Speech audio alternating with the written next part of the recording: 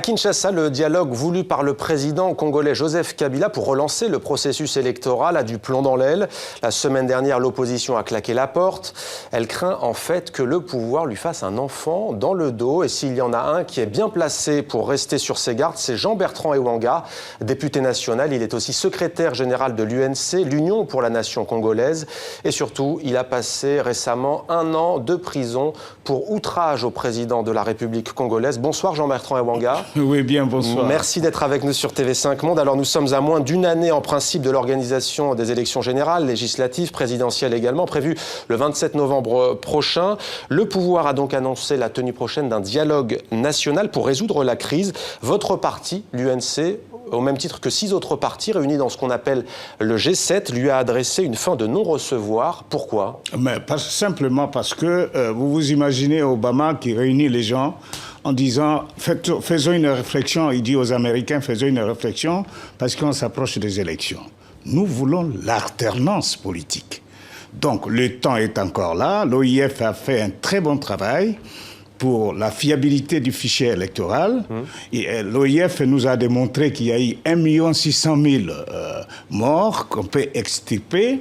Il y a 450 000 doublons et puis les 7 millions de nouveaux majeurs. On peut rapidement organiser les élections et respecter le délai constitutionnel. C'est ça notre problème. Ouais. Le délai constitutionnel. Ce que vous craignez, c'est que Joseph Kabila ne veuille s'accrocher au pouvoir ? Mais oui, mais quand il invite les chefs coutumiers pour un dialogue, c'est pour chercher à neutraliser les institutions.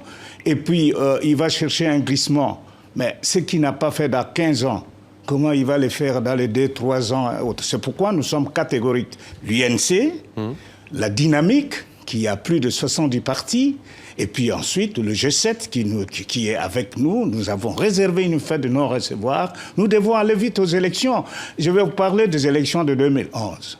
Mais à partir du moment où M. Kabila il a même mise sur la CENI, mais tout a commencé à partir de janvier, nous avons le temps et dans le délai constitutionnel, parce que si dans le délai constitutionnel, les élections ne se réalisent pas, ce n'est pas bon.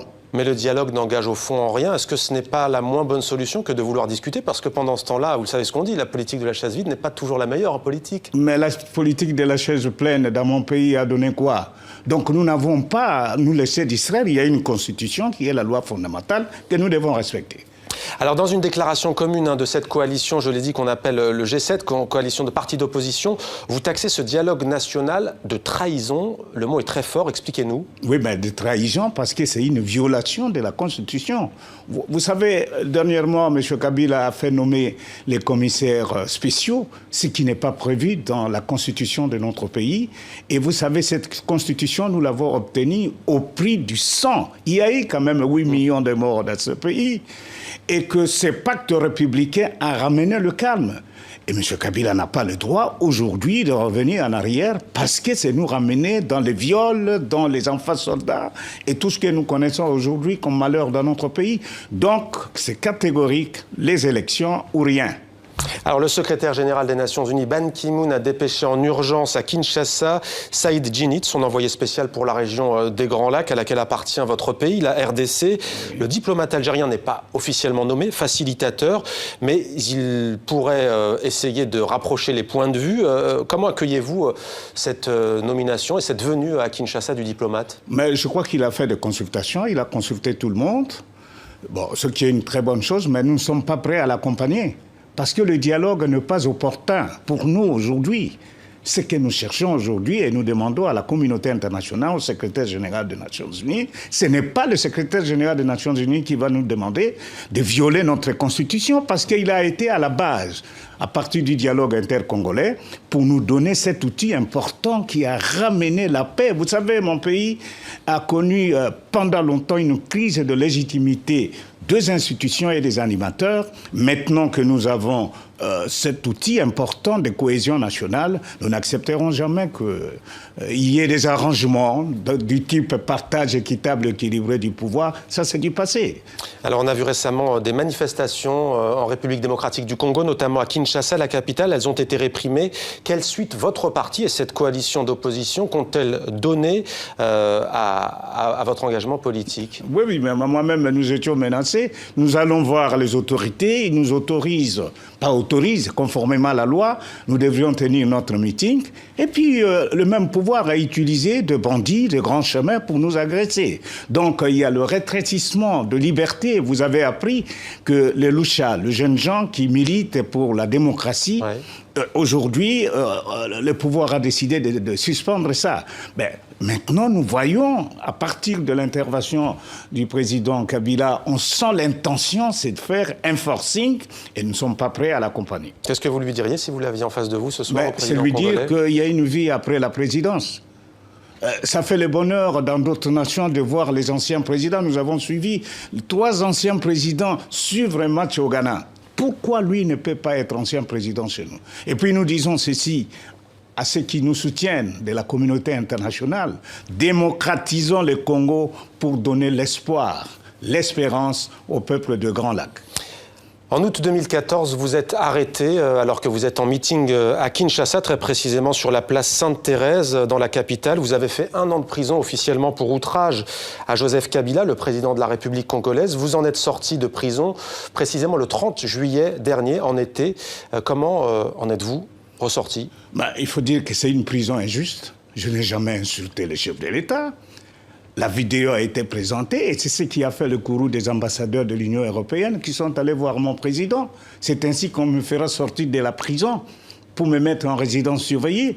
Et après, le chef, toujours le chef, il a décidé qu'on m'envoie à prison injustement.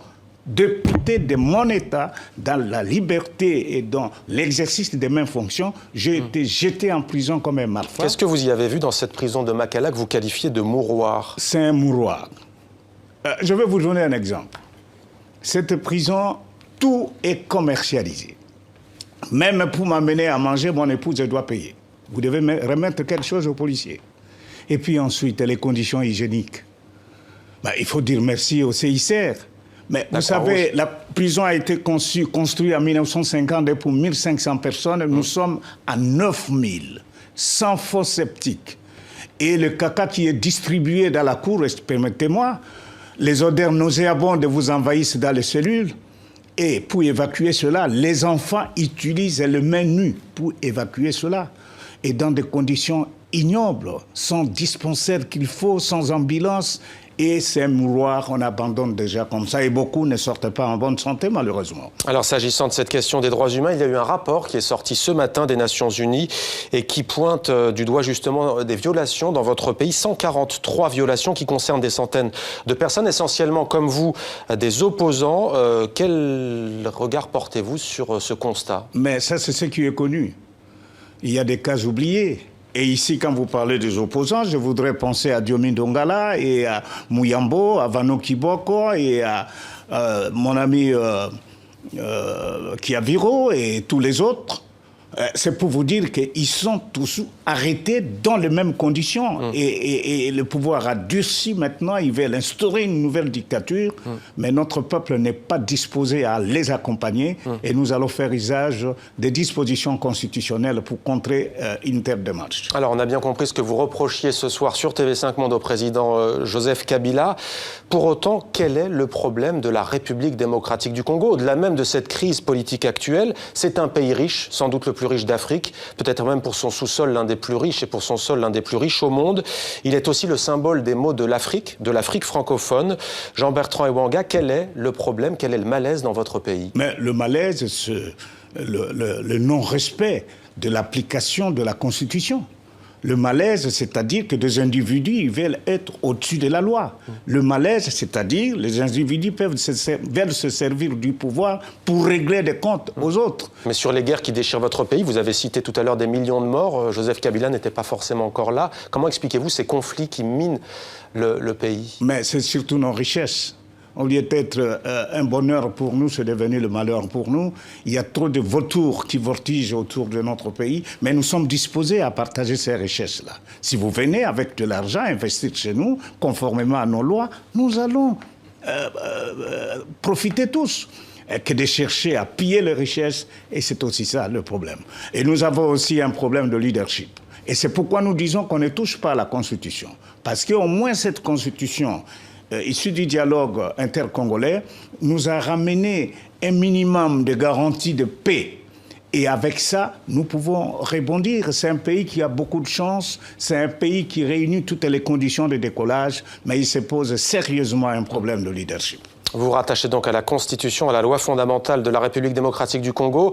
Le fait d'avoir refusé, dans l'état actuel des choses, de discuter avec le pouvoir, est-ce que ça ne risque pas de jeter des manifestants dans les rues et d'assister à une répression? On a vu récemment le cas du Burkina Faso, on a vu récemment d'autres pays d'Afrique francophone sombrer dans la violence. On parlait tout à l'heure de la Centrafrique, pardon. Est-ce que ce n'est pas une inquiétude? Mais une inquiétude, mais c'est la voie obligée. Parce que si le chef de l'État respecte la Constitution, il n'y aura rien. C'est-à-dire qu'il y a l'alternance, il est le sénateur à vie, et il va bien jouir de toutes ses prérogatives, il sera à l'aise. Mais s'il s'entête, s'il veut faire un forcing, nous allons faire recours à la même Constitution qui nous donne les dispositions de barrer la route à tout pouvoir ou individu qui cherche à se maintenir au pouvoir par la force. Ça, on ne cède pas. Juste en quelques mots, vous avez fait 1 an de prison. Est-ce que vous ne craignez pas pour votre avenir? Est-ce que vous n'avez pas peur de continuer à porter comme ça la lutte?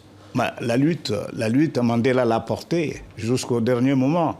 La lutte, Lumumba l'a portée jusqu'au sacrifice suprême. Mais je crois que ce pays a droit à la vie. Et ce peuple congolais qui ne cherche que le bonheur de son propre bonheur, le bonheur de ceux qui ont choisi le Congo comme une seconde patrie, moi je pense qu'il faut se battre que de se laisser croiser les bras pour encore une autre domination. Nous nous sommes libérés contre les colonisateurs. Et puis aussi, aujourd'hui, nous sommes dans la mondialisation, ensemble pour bâtir le monde, pas pour que les individus marchent sur les autres. Jean-Bertrand Ewanga, député national de la République démocratique du Congo, de l'opposition. Donc merci d'avoir répondu à nos questions dans 64 minutes. Merci beaucoup, surtout pour TV5, parce que vous m'aviez beaucoup soutenu pendant que j'étais dans les geôles du pouvoir.